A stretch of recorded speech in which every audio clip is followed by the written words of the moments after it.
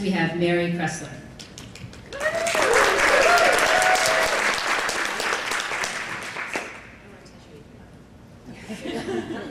Hi, my name is Mary, and I am here today to talk about food and wine pairing. Some people love this topic.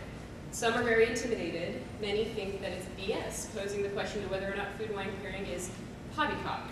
I would argue that no, food and wine pairing is absolutely not poppycock. But I do think that the way we approach this topic with our readers is key. Starting with misconceptions. I think this whole misconception, this idea of rules that determine what must go with what, is wrong. So please, it just gives people who like me, who are passionate about the topic and have built a profession around it, a bad rap. So please, stop this idea of rules. There are no other rules. And did this freeze? Awesome. Keep talking. Keep talking. Anyway, so basically, yes, this whole concept of rules is what intimidates people. So let's just get over this idea that there are rules. There are, however, some basic general recommendations, or dare I use the word guidelines, that can help you and your readers be less intimidated about food and wine and enjoy them together in harmony. So starting with the basics, I think at its core, food and wine pairing is about balance, harmony, and synergy. Things that can come from things like complementary or contrasting flavors. Complementary meaning something like balancing weight with weight, like rustic red with a hearty meat stew, or like fresh wine with a summer salad.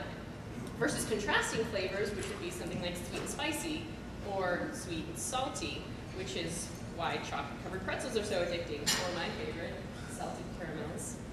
Now in wine, we can compare this to something like ice wine and blue cheese, kind of like we had for dinner last night. And if you have not had that pairing, it's awesome. So these are just two of the basics. For more information on food and wine pairing, please check out my blog. Notice it's not a shameless plug for my blog, but 5 minutes goes by very quickly. Anyway, just as important as your understanding of the basics is the way that you communicate this to your specific audience. So if there's one thing I want you to walk away with, it's the importance of finding your style, your niche, and communicating that message effectively to your specific audience so that you don't intimidate or piss people off. For me, professionally, when I'm talking to restaurant clients, it's all about their menu, their concept, finding wines to complement these things, not my own personal agenda. In my personal life, and for my blog, my niche is pretty simple. It's about bubbles, barbecue, and my boys. All three of them. My blog audience, it would be a mix of restaurant industry clients, but what I've discovered is that mostly it's everyday people, non-industry people, people who want to know simple things like what the hell to pair with their pepperoni pizza. Simple, no frills, nothing fancy, no vintage charts. But what about you? What are the food and wine pairings that match your lifestyle? And is that reflected in your blog and the way you write about food? You don't need to be generic, but you also don't need to go out of your way to be unique. Just be honest, and your honesty will connect with your niche readers out there, and they won't be intimidated. Also, allow yourself to change and adapt.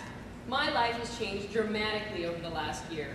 I used to live in Portland, Oregon, which is an awesome foodie town. I went to awesome winemaker dinners at vineyards and restaurants. But now I live in central Connecticut. I've got 7-month-old twins. I'm not really going out very much, not eating multi-course meals very often. But I am still having fun with food and wine pairing, even if it means trying to find a wine to pair with my frozen orange chicken from Trader Joe's.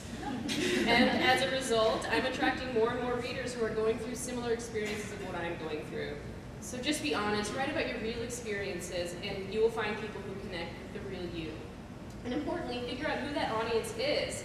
Is it industry people, everyday consumers? Speak to them on their level, but remember, not everybody is going to agree with you, because you can talk to me all day long about how great this wine is with foie gras, but you know what? Not everybody eats foie gras, just like not everybody likes peas, as I recently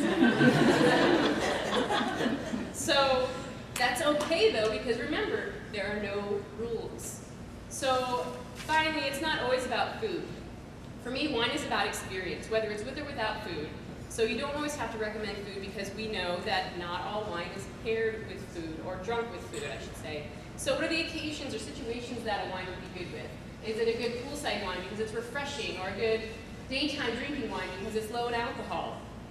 entice your readers with occasions to drink these wines with, in addition to food, because we should never fail to recognize the importance of wine as an overall experience.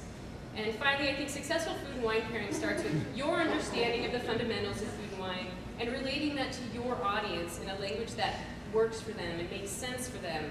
There is truth to food and wine pairing.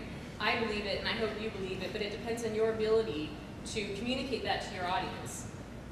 Now, there's no way to talk about food and wine pairing in 5 minutes, but I do hope that I have been able to start a little bit of a dialogue. So to continue this conversation, please go to my blog, go to Twitter, go to your blog, wherever it is, just let me know so I can get in on the